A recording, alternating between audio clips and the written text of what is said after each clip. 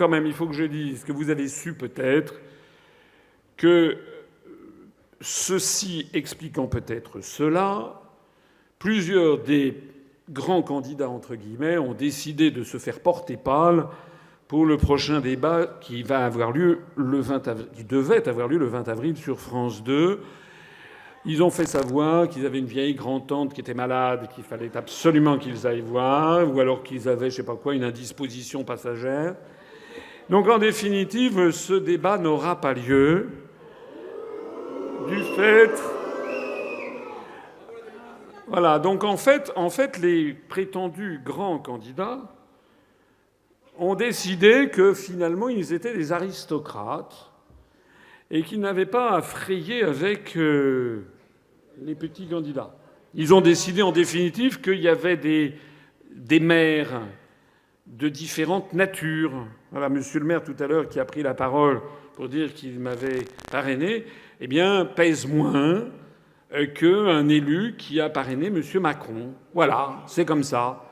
C'est-à-dire qu'ils font un distinguo qui est scandaleux, qui n'existe pas dans la Constitution, et donc ils ont décidé qu'ils ne participeraient pas au deuxième débat. Il est vrai, il faut reconnaître, objectivement, que sur les 5 prétendus grands candidats du débat d'hier, il y en a quand même eu 4 qui ont été peu présents, ou du moins en dessous de leurs performances habituelles.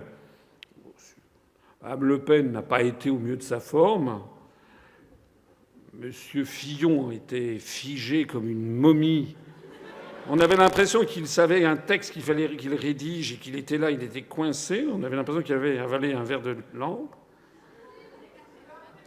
On avait monsieur Hamon qui, comme à son naturel, avait pris la couleur de la muraille.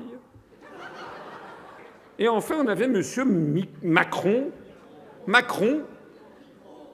qui était... On avait... Voilà, monsieur Macron qui était là... Et quand effectivement, à un moment, il a dit mais je suis d'accord avec vous, effectivement, ça m'est sorti là tout naturellement. Je dis oh bah vous, de toute façon, vous êtes d'accord toujours avec tout le monde. Ce qui a valu quand même des éclats de rire généreux, un éclat de rire général dans l'assistance. En réalité, ils ont peur. En réalité, ils ont peur de se retrouver certainement à débattre une nouvelle fois, probablement peut-être avec M. Poutou, en tout cas avec moi, ça c'est certain. Et donc, ils ont pris la poudre d'escampette. Alors moi, je pose une question.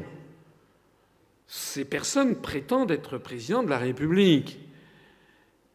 Mais alors, si c'est courage Fillon, je me mets à 4 pattes parce qu'il y a Asselineau qui arrive, comment vont-ils défendre les intérêts des Français devant Vladimir Poutine ou devant Donald Trump ou devant le président Xi Jinping ou devant la première ministre britannique, Mme Theresa May? Ça n'est pas bien.